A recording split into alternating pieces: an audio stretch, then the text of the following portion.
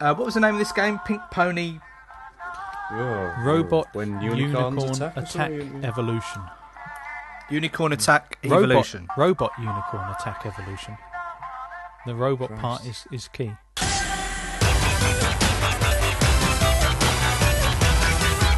Hello and welcome to the AVForums Gaming Podcast. If you're a regular listener to the podcast, you'll know that we always play a game to see who's going to be introduced first.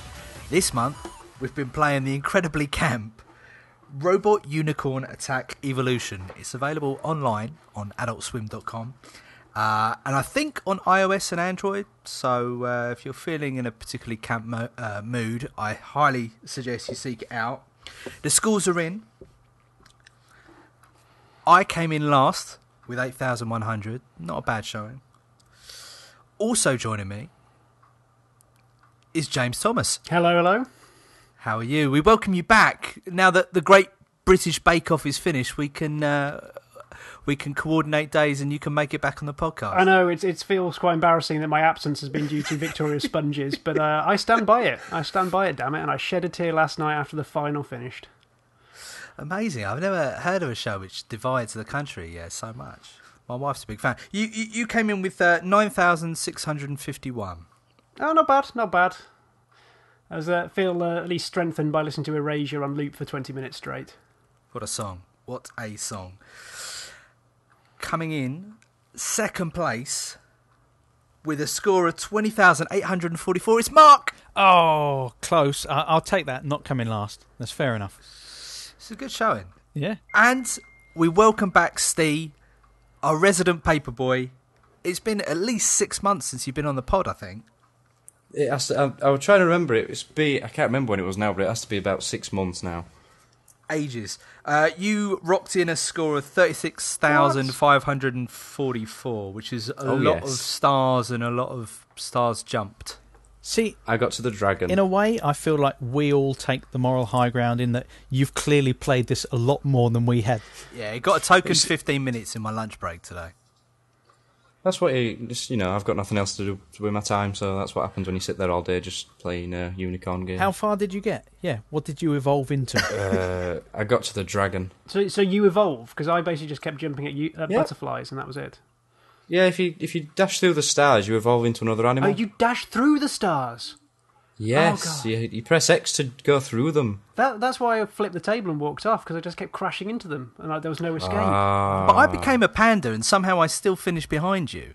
Well, you can still collect the stars, and you could, in theory, keep playing on a loop, couldn't you? But it gets harder and harder to just jump over the stars. So what happens when you reach the end of that Erasure song? Does it go through their greatest hits, or...? It moves to Pet Shop I've no Boys? idea. One camp 80s tune to another. Jimmy Somerville, maybe? Okay, fellas, let's jump straight into it. Big news this week sees Framegate. Ubisoft have hit the headlines. Steve, you got the backstory on this one?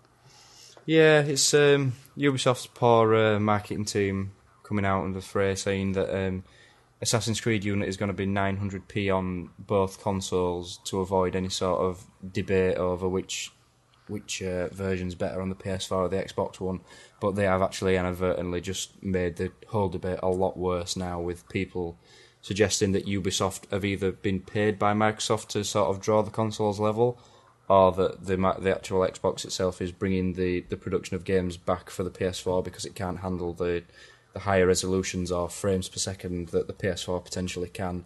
So they came out and said that it's going to be 900p and 30 frames per second on both consoles.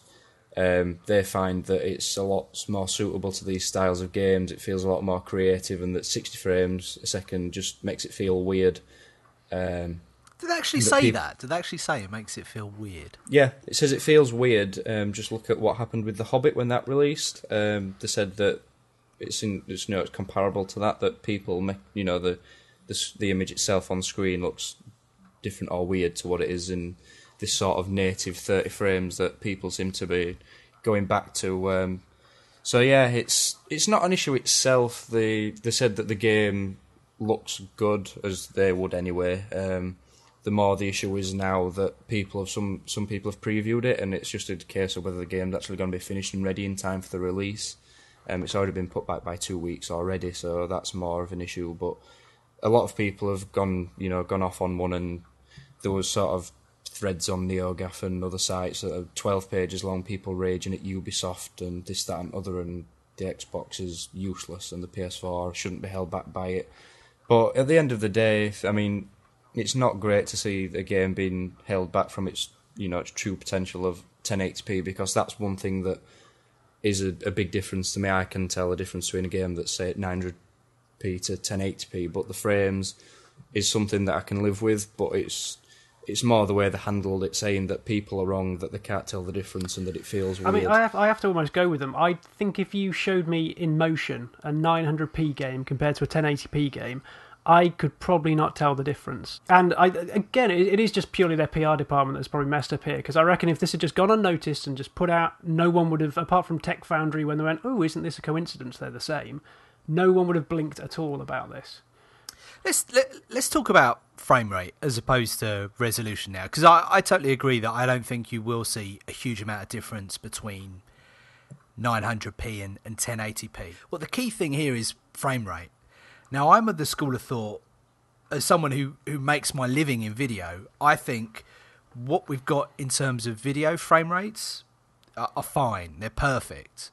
This whole thing about 48 frames for The Hobbit, or football at 120 frames a second, all of that's unnecessary. What we've got works totally. Whereas I think in the video game world, I think higher frame rates actually accentuate that gaming experience. I think it depends what it is, because something, if it's fast moving like a racing game, I think that definitely benefits from having 60 hertz. Maybe not so if it's an action adventure like Assassin's Creed, because it's a bit slower paced. You're trying to make your way around the environment. It's a good point. Yeah. And I think again in like first person shooters, again because you're swizzling the camera around so fast, 60 makes a difference.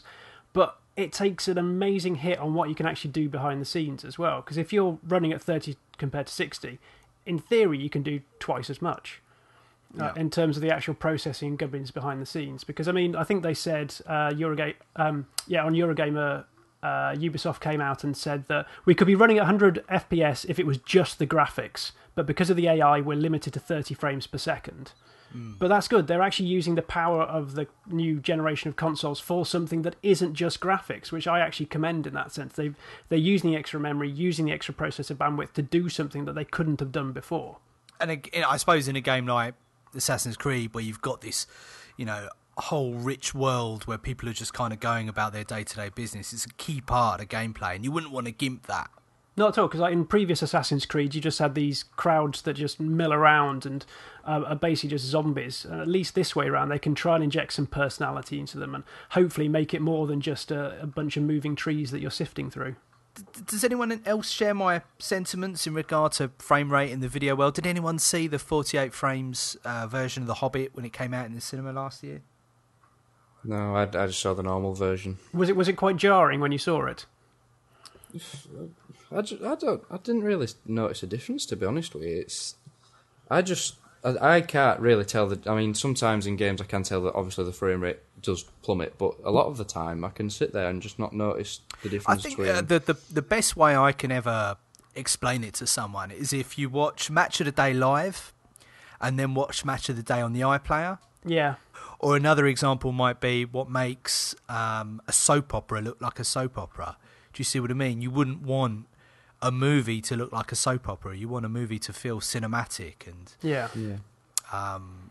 epic in the way that we've grown accustomed to over the years. If you suddenly see EastEnders meets The Hobbit, it just feels odd. It feels strange. Yeah, I mean, sometimes I can, on like the comparison videos and things, I can tell the smoothness of the picture and the clarity of the image is a lot better at 60, but sometimes it's just like James says, if they're using the power of the consoles more for the actual game itself rather than just the frame rate and the graphics and things like that, then I'm happy for that. Yeah.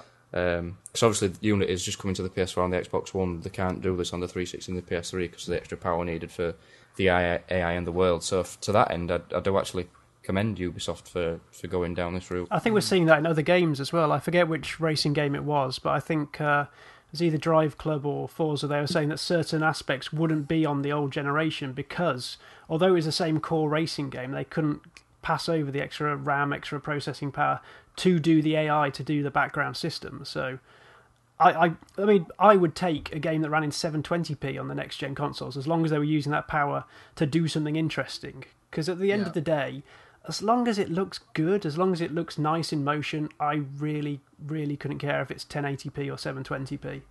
But isn't that? I mean, it's the issue is that, should we say, things like physics and AI and those kind of things, it's a lot harder to get that across in a screenshot on the internet. Yes. It's very easy to make comparison videos and to see a screenshot and to kind of blow it up and see where the little individual differences are. It's a lot harder to talk about kind of little AI routines or something like that, which you'll only really notice after a significant amount of playtime. Yeah, it's hard to put in a press release at that point, isn't it? But I mean, it's still very early days in the console generation. I mean, we're less than a year in. And think how long it took for the 360 and PlayStation 3 to get really slick. We were talking 2 years before it started hitting its stride. And then, I mean, look at the last GTA, and that was on previous generations, and that looked amazing. I can't help but feel that if Leon was here as well, he'd be pounding his fist down, trying to make the point that surely gameplay is the key as well.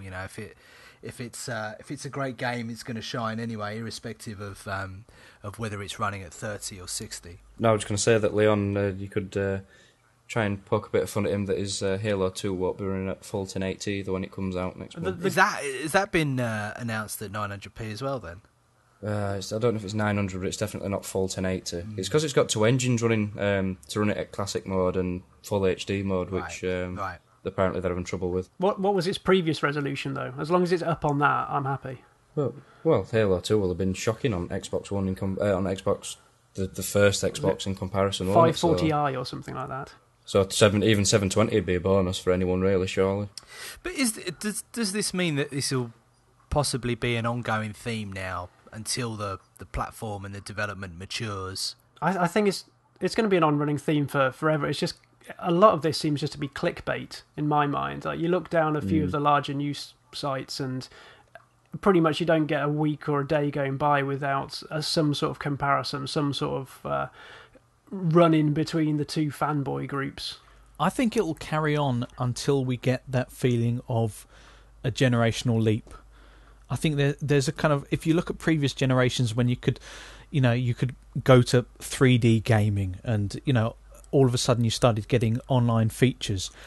I think the problem is that so many of the games that we're playing on this latest generation feel like they're basically using the same kind of gameplay mechanics that we've been used to for a decade, for best part of a decade. So take something like Destiny or that kind of thing. As soon as people kind of see that, should we say, certain things seem the same, that it's kind of certain staples, there's a particular blueprint there, they feel, well, if it's the same game, I at least want it to look spectacularly better. And when it seems like it perhaps isn't looking as good as it could be, perhaps because there is going to be some kind of issue of, optimization and bringing both releases up to a certain level of parity, then people get annoyed because of that. They've spent serious money and they want that kind of feeling of my shiny toy does something different to the old toy. Let me ask you a question as well. Let's say a developer, and James, tell me if this is just totally unfeasible as well. Let's say a developer says, do you know what? I'm just going to play to the strengths of whichever console has the hardware to match.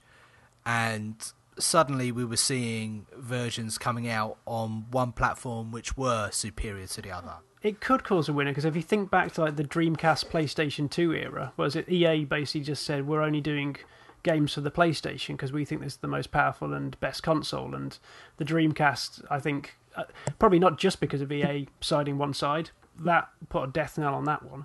But also, surely they wouldn't, even if it was, let's say there was a huge amount of profit still to be made to do it on the other platform. Do you think they would have been so vocal? Well, this is all down to money today, and you want to hedge your bets in the best direction. And the way it happened on the previous generations, and I think it's still happening now, game manufacturers choose one lead platform. If you're a multi-platform developer, you choose one lead platform, and that tends to be the least powerful one, to try and spread it out. Because if you can get it working well on that one, then all the other platforms will work even better. So if you can have a baseline, everything else after that should be better. Which is why nowadays I think pretty much everyone's dropped the Wii U, because it is so far behind that it would drag everyone else down even more. Whereas at least on the previous generations, the Wii for a while had some parity. Obviously that dropped off as the generation went on. But it just costs more and more money to specialise. So if you can get that base average line out across everything, then it costs less just to have a few special effect ninjas just trying to tart it up and shine it up for each individual platform. So I guess this one's going to run and run and run, and there'll be lots of twists and turns as the generation matures, I suppose. Assassin's Creed will still sell. Who are we kidding here? It'll still sell millions. That's the thing, they'll go off on one about this, but they won't actually stop buying the game because, I'll just still buy it because I want to play it. So it's like EA, people complain about EA with Battlefield and FIFA, but you saw the queues for FIFA, it's like sold more than last time, so people still buy games, they won't stop buying them, but they'll still... Not only that, there seems to be more and more of a vocal contingent of people that like to lock horns over this subject, whether they're buying the game or not. It seems to be... You always get this at the start of a generation, though, when consoles cost so much that a lot of fans want to feel like they've bought into not just that piece of hardware, but they want to try and justify their decisions to themselves by almost putting down other consoles. It just always amazes me, like how much people enjoy that sort of thing. It's interesting. Fanboys will be fanboys. So Microsoft were in the news this week, announcing a kind of update to the Illumi Room announcement that they had not so long ago. Tell us about RoomAlive and why we're going to need it. Well, you might need it, you might want it, but it'll probably never be there for retail. But yeah, this was Microsoft Research kind of carrying on their idea of experimentation with Kinect from the Illumi Room, which was a kind of projected space around the gaming screen. And they've evolved this into RoomAlive, which is a kind of augmented reality kind of game sphere, if you want. So it would use, this time they've just kind of thrown the kitchen sink at it. So it's 6 cameras with 6 projectors to kind of calibrate an overlapping surface all the way around the room. So it creates an entire kind of canvas for the game to project on. And then it's just a game space after that. You can walk into it, you can kind of interact with objects, you can shoot things, you can hit them, you can dodge things, and it's obviously at this point it's hugely unwieldy. It's 6 cameras and 6 projectors all kind of stuck on a rig. Can you imagine the heat? I mean, I don't need to run the central heating when I've got my projector on in my living room. It would be. I think you'd notice in your electricity bills as well. Well, that too. But yeah. Plus, you'd have to sneak them all in past the wife. Yeah. What's that interesting new chandelier we've got up there, dear? Yeah, not a bad idea. But it does look. I think it looks absolutely fantastic. I think it's completely superfluous research and development. It's kind of just finding ways to use things. But I'm still of the belief that that's basically how a lot of kind of Sony R&D tends to go on, which is come up with an idea, see what's interesting, and sooner or later you'll find a way to use it in a gaming way. I thought it looked really exciting from what they were shown. Obviously the demos were quite basic. You're talking whack-a-mole and duck hunt type games, but it really does have potential to be something special. I think you likened it to a step towards the holodeck. Yeah, well, fingers crossed. I mean, we're getting VR. That technology is slowly coming along. So, augmented reality gaming. Perhaps it won't just be kind of funny little apps on a smartphone. Perhaps there will be a way to actually bring that into the living room properly. I mean, I can imagine some interesting things around it as well. Because if it's scanning your living room and through some means detect where your TV is, and if you've got your console running anyway, it allows it to project the world beyond the actual picture that's projected on your TV, so you can see the spillover, the forest floor, the skyscraper. So I think it's got some interesting accompanying effects to the Xbox if it ever went down that route. Even just sort of media capabilities and communication capabilities, just putting you in a room with someone else. Fascinating. Really could be something. Did they say where it goes from here? Whether we're ever likely to see, an update or, the next step? No. I think it's just a case of playing about with what you can do with Kinect and with projectors and the like, and just as we've seen a lot of interesting kind of universities use Kinect in various kind of scientific ways, and so Microsoft Research are obviously just kind of carrying that on, just seeing how far they can push the technology. I think the limiting factor at the moment is the fact that it takes the 6 projectors and the 6 Kinects, and so it's so far out away from anything that could be used practically in space at the moment. So I think it's almost going to be one of these that is kept in the back pocket. Microsoft Research are awesome at just basically just riffing on ideas. They have ideas and they just run with it to see what they can do, and it's. The papers they produce are very interesting, but are so I've tried reading a few of them, and they are just so beyond my comprehension. It's I think for far cleverer minds than mine to actually be too useful for. Do you think we could actually be physically building our own worlds in Minecraft 3, a Microsoft platform exclusive? Cushion thoughts that come to reality. A few years down the line. Blimey. I'd love to say yes. But I think, like you say, like the power bill and there's the sheer... It's bad enough when I had a room full of Rock Band accessories, let alone all that knocking around as well. God, yeah, I remember that. I remember the times. Drums, microphones, yeah. God, dear. You can tell that... Well, the ones that really work for me, I recommend anyone going to try and look out the video, but the ones that work for me are the ones that were things like the duck hunt. There was a chap wandering around his room shooting. It looked like bugs coming out the wall, but it just throws me back to like the old 8-bit era and how it's progressed to now the ducks flying around your living room instead. I always wanted the Super Scope. Yeah, the Super Scope. That looked great, didn't it? It was the one I never got. Yeah, I never got it. How did it work? Was it just literally a bazooka? It looked like a bazooka with just like the plastic little eye kind of socket for lining it up as well. Yeah, I can't even remember what game was for using it would be much fun for longer than like 10 minutes. I think it was like I remember playing Duck Hunt and having to rest my arm every now and again, or just walking up to the telly and putting the gun straight on the duck. See, I wanted the orange gun, but for some reason in the UK we only seem to get the beige and white gun, and in the US they got the orange one. This. What was the sort of weird gyro thing as well that they used to get? It's like a robot. What, Rob the Robot? Yeah, did it come with a Nintendo? Yeah, there was a. I can't remember when it came out, but it was do? one of the later ones. It was just another gimmick. It was a robot that would occasionally play with little spinny. I don't know what you call them, dreidely type things. Just spinning tops. That was it. I think it would just set like spinning gyros. tops going. Ah, here we go. So. Playing with a dreidel. What the hell is a dreidel? Have you never watched South Park? Yeah. Gyromite was the game that it came with. That was it. Yeah, I've started collecting NES cartridges, and Rob the Robot is on my list, but I still can't quite justify it because even I just look at it going, what does it do? Have you got your NES then hooked up? Yeah. My NES is about 3 foot away from me as I speak. I've got my NAN CRT 14-inch portable telly next to me because it was the last CRT I could find. And, yeah. And what you don't feel like you could emulate this stuff? You just actually want to own the bits and. Oh yeah, you could easily emulate it, but I just love the feel. There's something so tactile about having to shake and blow a cartridge and then try and put it in at just the right angle so the connector works. And those rigid sleeves, those black sleeves that used to come in as well. Yeah.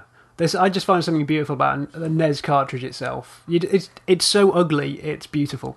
Completely. And do you remember when Zelda released that gold version of the cartridge and you just open it, it just blew your mind that someone would come up with an idea of saying, do you know what? Let's just do this whole cartridge in a completely different colour. That was just like unheard of. Fantastic. Yeah. I'm looking because I've got a wall of grey, but there's one shining gold cartridge glinting out in the middle of it. Wow. Yes. Yeah. Very cool. I'm gonna have to send you a link of this Rob the Robot. I'm looking at images of it now. I'm just, you know me. I have no idea what you're talking about half the time when it goes back past 10 years. It's I know what an ES is, but I never used one. If he plays Smash Brothers, I think is Rob a fighting character this time round? I'm not quite Is he sure. really? That's brilliant. What does he do? Just spin tops at people then? Positive. Surely he can't fight. He just sit there just spinning tops at people. So don't make him like that anymore, that's No. for sure. No, there's a reason why. Complete and utter tat. Do you know, I think I've told the story on the pod before, but it's still, I love it. It's such a great story. My mum, I'd been naughty, I'd done something, I hadn't tidied my room, God knows what. And she confiscated my controllers, so I couldn't play Super Mario 3. And I knew my dad's friend also had a NES. They lived like 2 streets over. So I went round and said, hey, would you mind if I could borrow your controllers? Ours is broken. They were like, yeah, of course. And we had it for about 6 months. Can I tell you, the one that I showed my wife the other day, because she was getting concerned about how many eBay packages were coming for me, NES-shaped. I said, Can I just interrupt? Just quick, what are they going for at the moment? They range from like, I tried to get the ones that are between like 5 and 15 quid, but some of the rarer ones, they go for hundreds still. So it's all the way up. Tell me what £100 cartridge is. Oh, fill me in. What Give me a glimpse into this Have world. you actually bought one at £100? No, not yet. Thank God for that. Not yet. Not yet. Yeah, I've been tempted. He's been hovering over the. Oh, do I? Yeah, I started flicking through the collection, like, because I found a website that has listed them all, and I'm trying to get for all the European ones. And I looked at the rarest ones there, and I think there's one called City Connection, and there was an eBay auction where that was included, and that was going for like a few €100 at the time. ET must be pretty steep. You can just go dig that up, can't you? They could go dig that up. They could. I used to love Punch-Out. Punch-Out was my absolute fave. Yes. I think there's some that still hold up, and I think Punch-Out is definitely one of them. Can you and have you got a working system? Can you play these? Yeah. I've actually. Sorry, we're turning into the obsessive podcast. This, but I've got 3. Just in case, I like having backups. 3 NESs. Just in case. So you could have them like in a Luma room or something yes. like that, in RoomAlive. 6 hanging from the ceiling. Wow. Basically, there's one from my childhood. There's one that I walked past in a car boot and just felt sorry for and had to take home. And there's one's a spare. Right, and they're all working? 2.5 are. Right, so one's for spares almost. Well, yeah, you've got to jiggle it in the right way.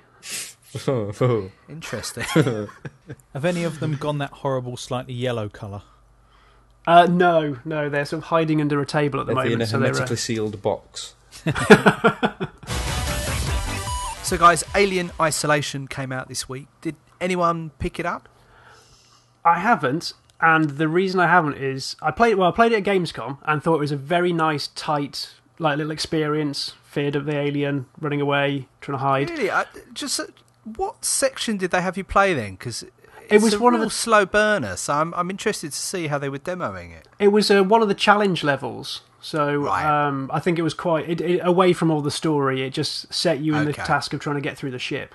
But I really like that sense of isolation and fear, and almost the fact that there was no story attached to it. I thought made it better. But then hearing all the reviews saying it's about 20 hours long, it just put me off slightly, thinking that you'd lose that sense of terror, that sense of isolation. But I mean, you've been playing it. How's it been? Well, I've been trying to play it today. I've been on daddy daycare today, so I have my daughter. She's only 1 year old, and she isn't really of an age where I can get away with sneaking off and playing a video game. So I kicked the game off to download and install, and put her down for a nap, and just as I sat down to start it, she woke up again. So I managed to squeeze in about an hour and a half before we sat down today, and I'm not really sure how I feel about it. It's very early on, and interestingly, you would have seen the reviews like I have. It's definitely divided opinion. And the movies for me, like the first movie, the Ridley Scott movie, is like one of my faves of all time. It's just an amazing example of, writing and pace, but also lighting and composition. And in many ways, this game kind of gets that, but then there's times when it totally loses it. Like the lighting in this game at times is brilliant, so atmospheric and so true to the genre. I mean, it's almost a genre in itself. But is it all from first person perspective though? It's all from first person perspective, at least in the story mode from what I've played so far. And actually, I'm glad you brought it up because the the POV, it feels a bit weird. It feels a bit janky and a bit... At times you feel like you're too tall, like you're almost up into the ceiling.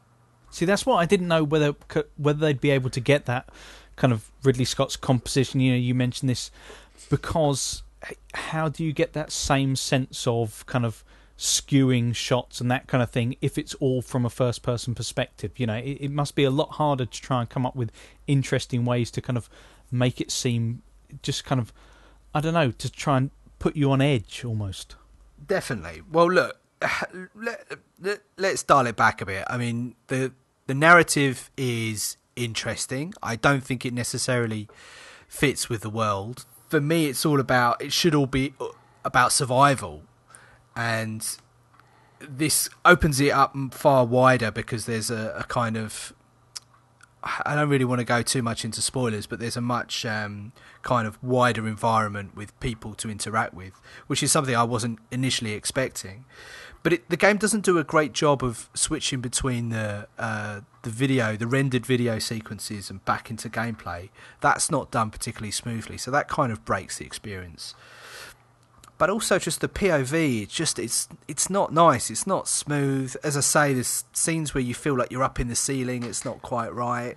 I mean, it's interesting what they've done, and they should be commended, because at times, you know, it's brilliantly tense. Were you scared, though? That's the key point, because I'm going nowhere near this one. It played Outlast for 10 minutes and that was enough. Yeah, who played Outlast, just out of interest? I've played it, yeah. Yeah, so Steve, James, did you play Outlast? No, I missed that one. I think I downloaded it on PlayStation Plus, just never got around to it. Most people I speak to seem terrified to play it if they know. And it is probably the scariest game I've ever played. This comes nowhere near anything to that, at least not where I'm at so far. And I guess that's partly because you kind of know what's coming. And also it does that thing where, you know, when you're watching a movie and there's a character in a movie and you can say within like 10 seconds, that dude's going to die. It's always to do with the glasses first. The dude like with slightly loose morals or whatever, you know, just that dude's going to die. Do you think they tried to go too grand with it then? Do you think if they'd have pulled it back to, I don't want to say an arcade experience, but a more streamlined focus on the game, it could have been more appealing to you? Yeah, I think so. I remember a game. Now, I must have been about 14, 15 years old. No, maybe 16 actually. And a friend of mine, we went back to his, and it must have been the PlayStation or maybe a Saturn. And it was an Alien Marines type game where you were walking around with a motion detector. And it was the height of winter. We were in his living room. He had a fire on. It was nice and cozy. Is that not Alien Trilogy? Maybe it was Alien Trilogy. I'll have to Google it in a sec and have a look. But I wasn't even playing. He was playing. I was just sitting and watching.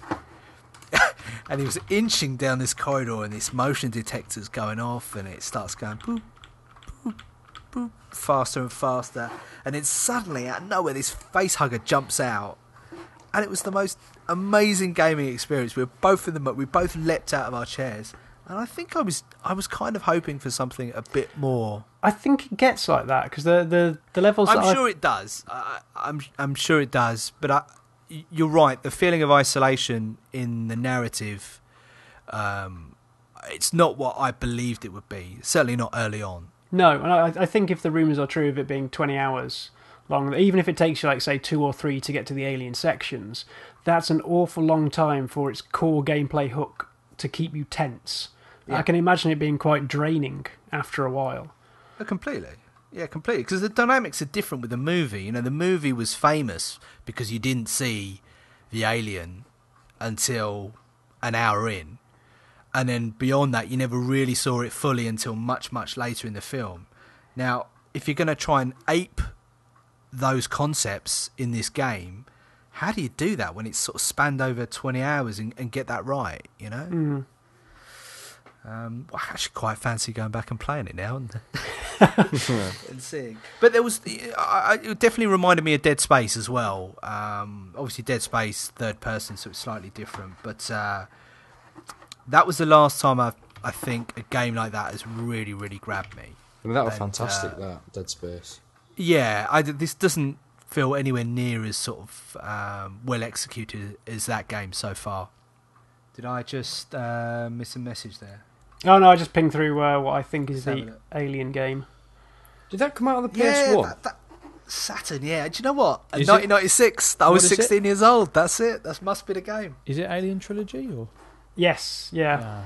I mean, they keep coming back to this franchise. You know, we had Aliens Marines last year. I didn't play it. Did anyone play God, the you last dodged a game to bullet come there. out? Was it terrible? I didn't play it, but by all accounts, it was like the most awful game there's ever Yeah. been. I watched Yeah. a few Let's Plays because I didn't want to drop money on it, and it didn't do itself any favours, I don't think, with aliens sort of moonwalking in corners. Yeah. Yeah, I mean, it's a franchise that everybody wants to go back to. And I think the original movie must have come out in 79 or 79, 80? yeah. 79. So, I mean, that was the year I was born. I mean, like, that's how long these games have... this story, has been around. And even now, we're still getting games released tied into that. So it's fascinating. And I wouldn't be surprised if there was another movie in there somewhere. Obviously, Prometheus is going to have a sequel, but I wouldn't be surprised if we got another out-and-out Alien movie at some point. What I do like about Alien though is how it proves that a good film does not necessarily translate into a good game. There has to be an awful lot of clever decisions made to make that, as you say, like you don't see the alien. It's a sense of isolation, a sense of darkness. And then you get something like Alien Marines or Aliens versus Predator, where the mystique of the alien just goes as you get hundreds of them thrown at you and you just mowing them down. And all of a sudden, they've lost their teeth. They're not as terrifying anymore. And it takes something like Alien Isolation for it to try and rebuild that terror amongst the masses. And maybe it's not possible. You know, maybe it's not possible to do what a movie has done in 2 hours and translate that. I was going to say the key problem is, I mean, you mentioned one of the great things about Alien, which is pacing. How do you pace a video game? How do you make sure that everyone's playing it at the same speed? I mean, there are people who played something like I played BioShock. I wanted to get every audio log. I wanted to, I crept around corners and it built on me slowly. I know people who just kind of ran through corridors mowing people down. So, how do you necessarily build a game like this where, to kind of mirror what was done in Alien, where, it's just slow brooding, this sense of unease for, best part of an hour. And do you know what? I'm so glad you brought it up as well. This is another game which is expecting me to read things and listen to tapes. I mean, look, this game is set in the distant future where mining faraway worlds of their resources, yet still people were recording on cassettes. I mean, what is this? You keep saying the old stuff's the best. I'm running around collecting TDK cassettes and listening in, and the guys that we're listening to speak on these tapes. I mean, they're warning of something killing people on the ship, and you think, well, surely this person would be panicked, and rather than panicked, it's almost like they're gossiping. It's a Dear Diary moment. Yeah, I mean, it's really hammy in places.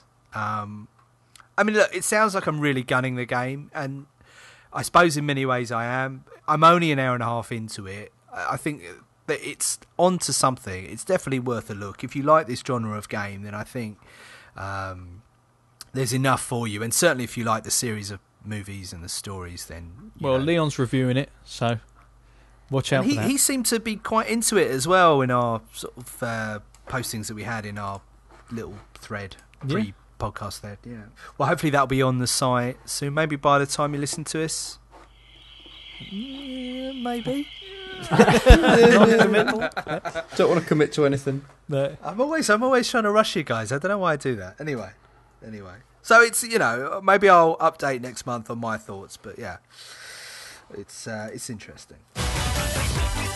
Well, we talked about what I've been playing, guys. You mentioned Destiny earlier. I'm just interested to know, are you still playing Destiny, or is it kind of fallen by the wayside already? I have a slight confession. After I wrote on the site that I was walking away, leaving Destiny behind after being disappointed, I've fallen back into it.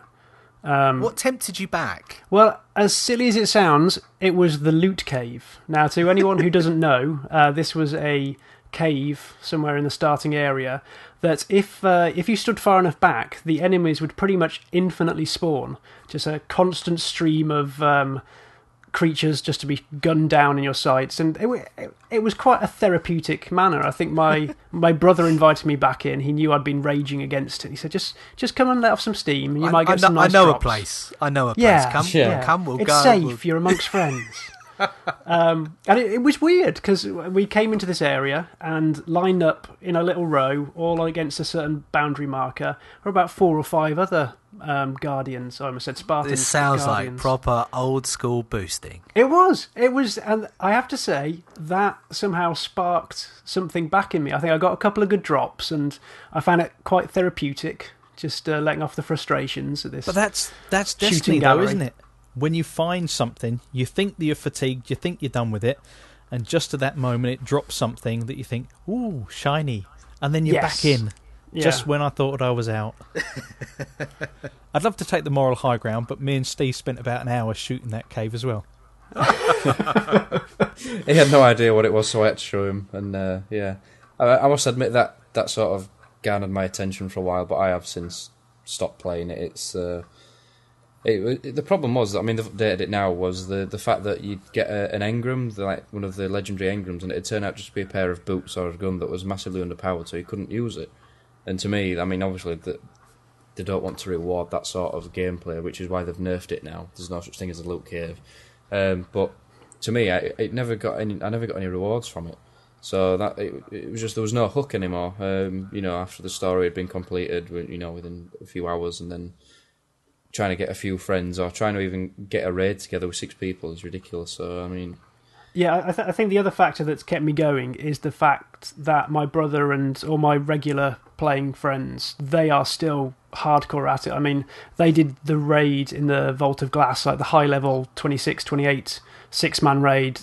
It took them 5 nights and I think 13 hours across all of it. Hopefully we're doing it again this Sunday. But it was the knowledge that they were still going to be there, that if I wanted to play with people I knew online, it would be Destiny. And I mean, as much as I might have complained in the article, and I still hold everything I said true, there is an awful lot of repetition, and it feels like a bare bones product. It feels like the first draft of a release that they want to try and drag out over 10 years.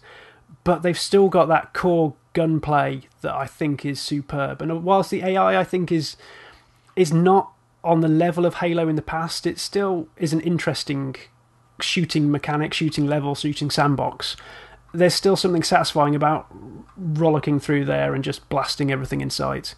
But here's the question, though, for you, as someone who was obviously a Halo fan.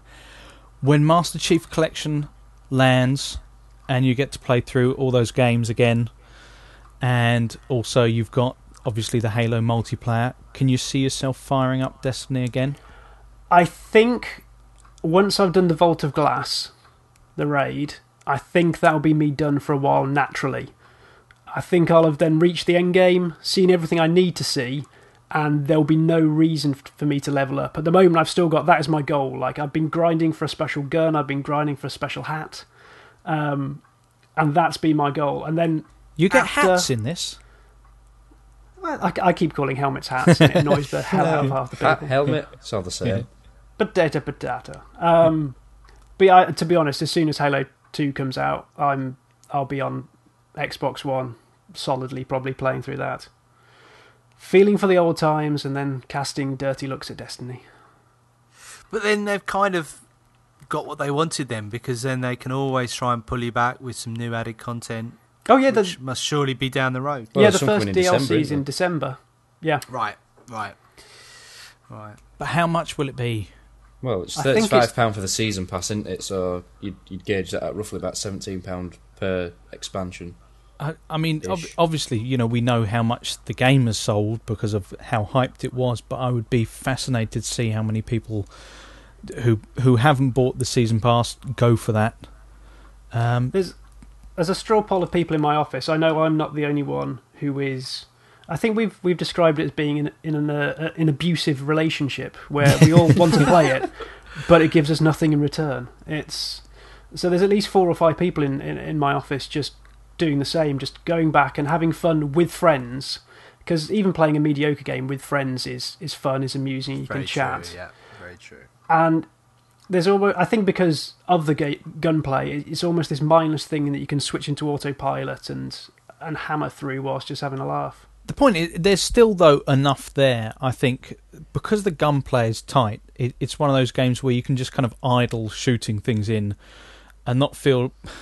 Well, sometimes you might feel that you've wasted your time, but it's still fun, the core gameplay. But there are lots of things that they can do. It feels still like it's in beta. It feels still like they're getting their little census votes in and seeing exactly what people like, what they don't, nerfing certain things and ironing out all the little wrinkles. And hopefully, I would say, in a year's time, it will be vastly different. I would like to see more communication options. If you're not going to give matchmaking for everything, then you need to make sure that you're not asking people to jump through hoops. Because what we're seeing right now is a lot of people going to different forums or finding ways to just try and build up friends lists through websites and the like, which is basically like a really lo-fi version of matchmaking anyway.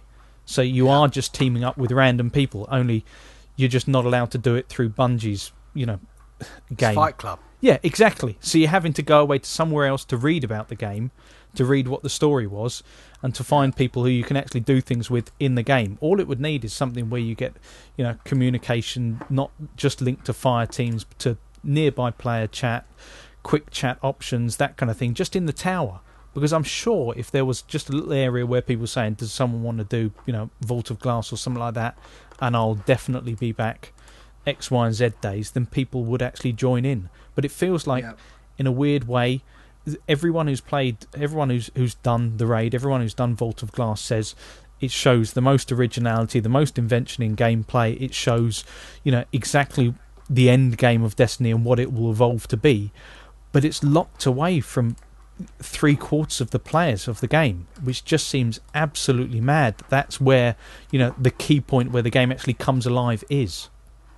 And do you think Bungie went in with their eyes open, or do you think there's been a little bit of naivety on their part? I think idealism.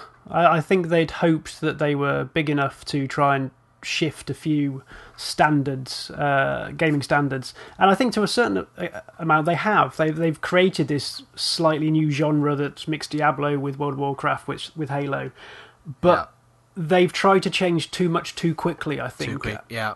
And that's resulted in the bare bones layer rather than coming out with something solid and stable and growing it. It's too thin. Yeah. But I mean, someone has to. I mean, you have to take your hat off to them and applaud for them for trying this. They could have just done another Halo-esque game, single player romp. And I will be very interested to see if this has any sort of knock-on effect for the likes of Call of Duty, for the likes of Halo, and to see if it affects their plans, if not this year or next year, but the years after, as the effects of Destiny sink in.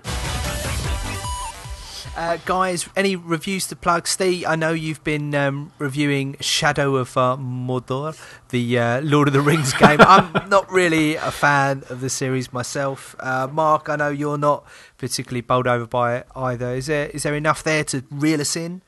Well, there isn't, because in terms of sitting in the Tolkien universe, it's a complete standalone from Lord of the Rings. It's set purposely between The Hobbit and Lord of the Rings. And the only overriding sort of, plot line between is that you interact with the spirit of the elf who forged the original Rings of Power, and that's about it. Obviously, there's the orcs and the Uruks and Sauron's rise to power, but there's no sort of script line of sort of the characters from either of the films, apart from Gollum, who makes an appearance for no apparent reason whatsoever. But that's about it. There's no Frodo, Aragorn, Legolas, any of that. So it's completely own storyline, separate to both predetermined events of the sort of the Hobbit trilogy and the the Lord of the Rings Does that trilogy. work? Does that even? I mean, like, who even has the balls big enough to go and write new content off the back of something so well established? I mean, it is good because it does sit in the timeline. It's just a separate character, so obviously it is in the world. But it's before. I mean, I don't want to get too bogged down in the sort of lore, but anyone who knows Lord of the Rings about the Black Gate and that being overcome by, then falling into the power of Sauron, it tracks that, and a ranger as his family's killed by Sauron's Black Hand. And then he's trapped between the worlds of light and dark, so he has to go and seek revenge on the people that killed his family. Is the Black Hand like a gang, or does he have a black hand? Are they like the Black Panthers? Yeah. Are they in there? No, Does he have a giant hand? It's the sort of highest sort of ranking people within Sauron's army, so he's got sort of a select group of people called the Black Hand. I know it's a silly name and what have you, but It's quite a cool name. Well, it is and it isn't, you know what I mean? It's sort of a sort of generic sort of name. It sounds sort of frightening, but it's still sort of, just the Black Hand. Yeah. So it is sort of, it has got an interesting sort of ish storyline, but it sort of dwindles out the conclusion. What's the gameplay? I don't even know what the gameplay is. Basically, it's very Assassin's Creed and Batman Arkham. Right, okay. And when I say that, it's a carbon copy of the Assassin's Creed games. You sort of, it's, your third person fare, right down to the jumping into bushes, stealth killing people from bushes, rooftops, ledge climbing, a bit of melee combat with combos and finishing moves from Arkham to mix in with it, which isn't necessarily a bad thing. I mean, I picked up on this. If you're going to take sort of inspiration of combat systems, those sort of two worlds have sort of nailed it down to a sort of refined system now. Yeah. I've heard rumours that it started out life as a Batman game, didn't it? Or is it just heavy inspiration? There was rumours that it was running on Assassin's Creed Code. That's all I've seen. Whether it was supposed to be a Batman game, I couldn't say. But there were rumours that someone who worked on Assassin's Creed went from Ubisoft to Monolith, and he took the code with them. And the game runs on that base code, and someone who still works at Ubisoft on a USB key. Yeah, I don't know how it's happened. That's highly dodgy. Yeah, but it's someone else from Ubisoft. Guys, I've got a new engine. Look. Yeah. And he said that basically stick it on a game, Batman and the Fellowship of the Ring. Yeah, pretty much. Why is your lead character called Ezio? Yeah, yeah. Just have to delete those files and rename them. But yeah. So it's not necessarily bad. It doesn't suffer from that, but it doesn't really bring anything new apart from the Nemesis system, which is sort of where the orcs and the Uruks and the chiefs fight between themselves, a constant struggle for power between Sauron's army, and that constantly runs in the background of your own sort of, your sort of plot line. And every time you die, the person who killed you, he increases in power and goes a rank higher until he becomes a war chief. Would I be correct in assuming that this is a game for fans? Yeah, well, it's hard to say. I mean, I'm trying to tell Mark, it all depends down on really how much you like Assassin's Creed, really. It's not so much the universe itself, because it's purposely not carried the Lord of the Rings tagline to sort of pigeon it into that universe, because it doesn't want to sort of be that game that's just, it is a bit Lord of the Rings. It tries to tell a story that's already been told, because it doesn't. But it's obviously, with the Middle-earth, it obviously is in that world. But it's not really one for die-hard fans. It's more of a question of how much you like the third-person genre that sits in with Batman, Arkham. I mean, I must say, I enjoyed the movies. I thought they were brilliant. I think Peter Jackson is a genius. Maybe a bit self-indulgent, but he is a genius. But I have to admit, I was rolling my eyes. Like, every time you said Sauron's this and orcs and urks, and I was just losing track. So if the game is not for fans, I'm just intrigued who it's actually for. But do you need to know that to have fun in the game? Because I mean, I played the last Assassin's Creed and I didn't give two hoots about really what was going on. I was just mucking around in the world, and that seemed to suffice. It's very true. I just think if you're faced with a shelf of Assassin's Creed, Shadow of Mordor, but they've been quite cunning in that, because it's not Lord of the Rings doesn't really appear anywhere on the box. It's just Shadow of Mordor. Yeah. So they've tried to pull it back slightly from too close association with with Dungeons and Dragons. If you don't sort of get on with the enemies of obviously like I said, the orcs and the uruks and Sauron, if you don't get that sort of world and you don't like those enemies, then you probably won't enjoy it because that's the enemies that you do encounter.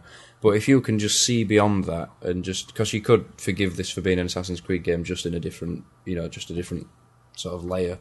Assassin's the big Creed thing is Middle-earth. But they've been selling this on kind of the Nemesis system. Does it make that much of a difference? Because it's the kind of thing that, shall I say, it kind of sets off a little alarm bell in my head saying PR speak. It won't make that much difference. This idea that, should we say, if you burn an orc, then he remembers that, and then he'll come back at you, or some might be scared, and some might fight kind of for you, and how you set up particular assassinations and that kind of stuff. Does it make that much difference? It does, yeah, because like every enemy has his own strengths and weakness. So one enemy will be vulnerable to range attacks. Some people won't like if you attack them when you're mounted on a Caragor, whereas other times that might anger or enrage another enemy, make them stronger. So it does give it a unique twist. And obviously, like I said, each time that if they kill you or if you attack them and then they flee, they'll remember that. So each time they'll you sort of start the fight and they'll remember you. And they'll sort of taunt you, and it makes death sort of interesting. They bear a grudge. Yeah, and it makes you, every time you die, it makes you want to go seek them out, because every time it makes it a little bit hard, because obviously they increase in strength each time, so it does make you want to go out and seek them and obviously kill them. And it's an interesting hook, because obviously in a lot of games when you die, oh that's it, I can't be bothered, and you'll just replay the same level. But in this, it makes it sort of, because obviously you get rewarded for death a little bit as well, so it'll give you a bit of XP each time you die. So obviously it sort of, there's that sort of like unique little thing. Oh well, yeah, I can die, and I'll just go back and kill him. But you want to go kill him because you know that you've obviously killed him. He's obviously killed you before, but you want to go take him down and then take his title, because every time you kill a chief you get a rune which can upgrade your weapons, your bow, your dagger, etc. So it does sort of give it a unique hook to the game, but it's not enough to sort of base the game on, because obviously there's nothing new surrounding the Nemesis system itself, because obviously the missions are sort of a bit wishy-washy and the story's a bit meh. So if it was the Nemesis system with a game that brought a lot of different sort of new gameplay aspects to it, it would be a sort of, yeah, it's a brilliant game, but it's sort of a bit, like Destiny. It's good. It's a really good game. Its mechanics and things are sound, but it's just nothing sort of drastically new. So it's probably something that if it's not something that's piqued your interest already, then it's probably something that you could just leave until a later date when there's nothing else to pick between, or when it drops in price a little bit. A very, very rainy day. Yeah. Mark, anything else to add or? No. I'm in Devon, so I'm away from all my consoles. Badger country. You didn't take anything with you? No HD TVs here. No point. I've done that before. Hook it up to an old CRT. It never looks the same. You can't read any. Did you of the not text. bring your Vita with you? Oh yeah, I brought my Vita. Got my Vita, but the go. broadband package down here is should we say tight? So the idea of kind of remote play or streaming anything is kind of It's not going to work. But it's still quicker than my internet. Oh, it's not bad for speed. It's just a cap. There's a ridiculous cap, at which point I think last time I stayed down here for a month, I think I cost them about 40 quid or something. Going over. What games have you brought with you? I brought, all of my old. I've got my 3DS as well, obviously. I keep planning on powering through. I don't know if anyone's ever played Flower, Sun and Rain. Suda 51 game, very odd, that kind of thing. Japanese? Yeah, of course. Has that got Japanese? Has that got the sun sensor in it? The what? Has that got a sun sensor in it, or is I thinking of a different one? Like don't actually recording how light it is in the real world, and that affects the game. No. That was I thought that was the old. That are you not thinking of the Game Boy Advance SP game Boktai? That's it. That's the one I'm thinking That of. was fantastic, which was a really good idea for a console that had a lousy screen when outside in sunshine. Did it measure? A game that promotes you to go outside. That's rare. Yeah, it had a little sensor, like this kind of little kind of bulb type thing on the top of the cartridge, so it could pick up how much on the top of the cartridge. Yeah, onto how much ambient light there is around. So, and you had to charge it up because you were hunting vampires, and this sounds very sad, but yeah. So the idea was that you had to kind of go outside. Couldn't you just left it in the windowsill all day and then come back to it later on? Ooh, boosting. Yeah, boosting. Yeah, see, not making fun of me taping down the controller on my 360 in Skyrim anymore, are you? It really has been the episode of Tat, hasn't it? Peripheral Tat. So just tell me what it's called so I can Google it now. So Boktai. Boktai. I've got it right up now. That was it. It scored well at the time. I'm looking at the wiki page here. No lower score than an 8.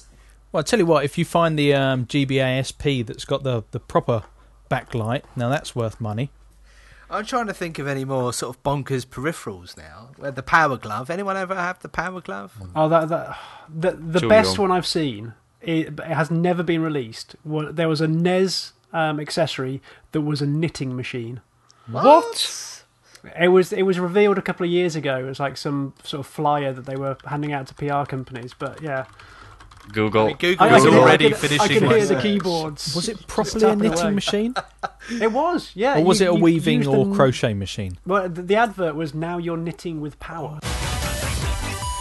Guys, that brings another podcast to a close. Massive thanks again for your time.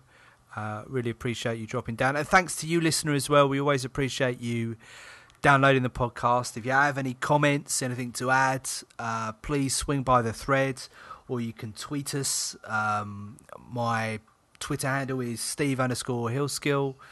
James, I gather you're on Twitter as well. Do you want to pimp your details? Yep, I'm Big Sheep, and if anyone's got a Rob the Robot to sell, please get in touch. Steve, you're also on Twitter. Do you want to pimp your deets? Yeah, it's Steve_Carter91.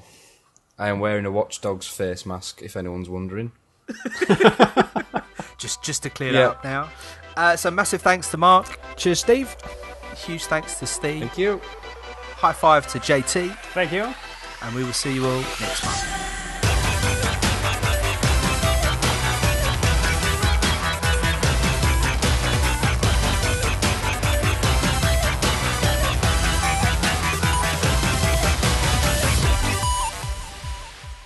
But I became a panda and somehow I still finished behind you.